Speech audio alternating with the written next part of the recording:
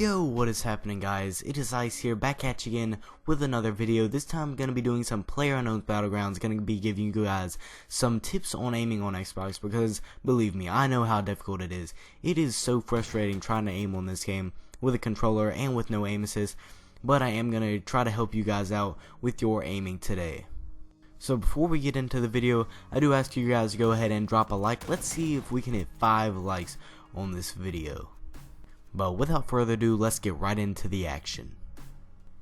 Okay, so the first thing that I'm going to be telling you guys is to fix your settings the way that you like them. So for my sensitivity, I run a 6 in all categories just because that's what feels right for me.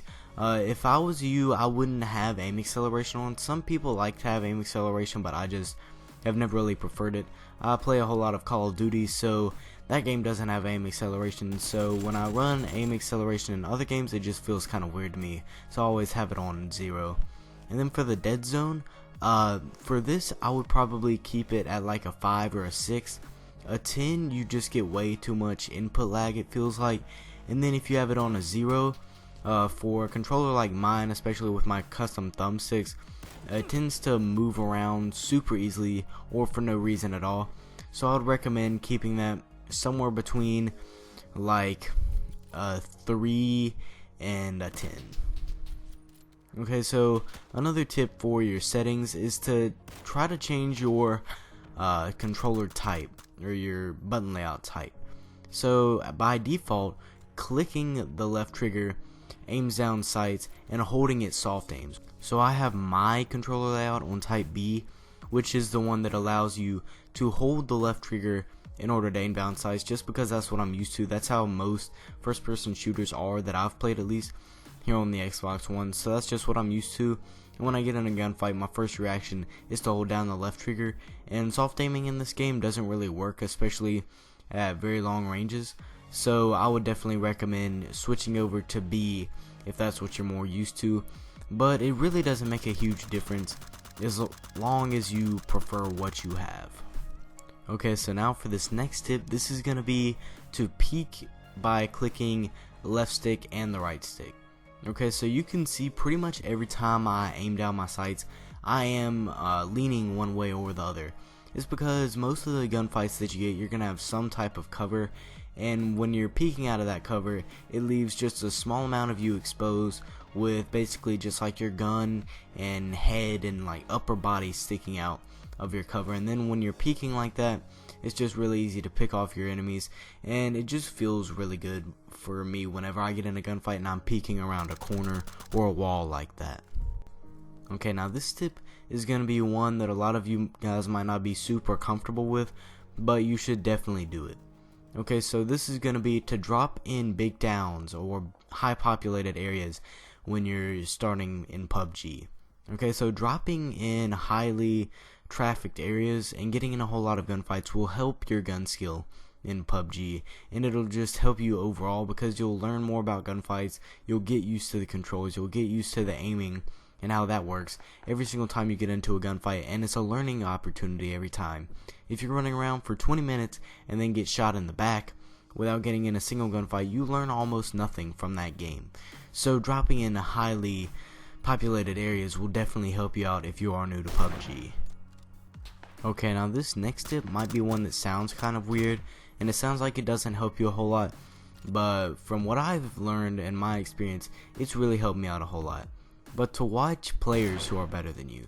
Now this can help in every single aspect of the game just by watching them and what they do, but it seems like for me, whenever I see someone who just has really insane accuracy, somebody like Shroud or another professional PUBG player, and just to see them snap on their targets, it just makes me want to go and do that myself, and it gives me a better motivation and a better idea of what I could potentially become as long as I learn how to aim better and everything.